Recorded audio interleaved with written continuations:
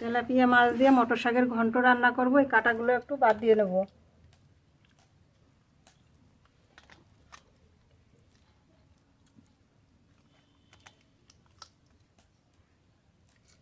মাছের কাঁটা বেছে নেব।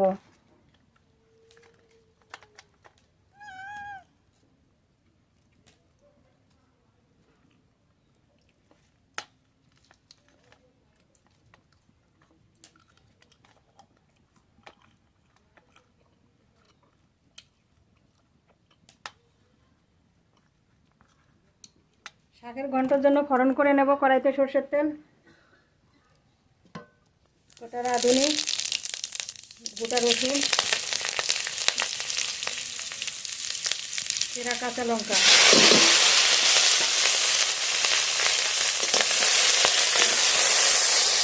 ফোড়ন করে নিয়েছি। শাক ঢেলে দেবো, মটর শাক।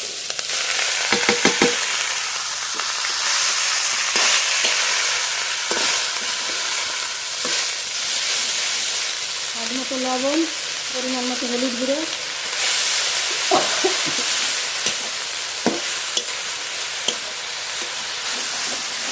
তাতে একটু ঢেকে দেবো। ঢাকনা তুলে নেব।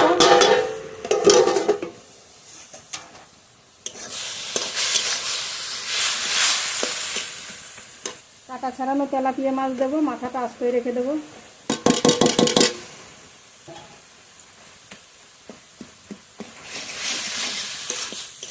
এইভাবে মাছ দিয়ে মটর শাকের ঘন্ট রান্না করে খেয়ে দেখবেন, খুবই ভালো লাগবে খেতে। ঘন্টর জন্য একটু চালের গুঁড়ি গুলে নেব জল দিয়া। চালের গুঁড়ি, জল,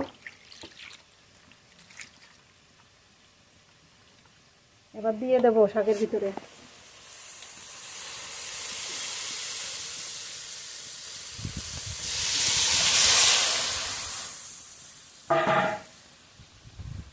এবার একটু জাল দিয়ে নেব। মটর শাকের ঘন্ট রান্না হয়ে গেছে, এবার নামিয়ে নেব।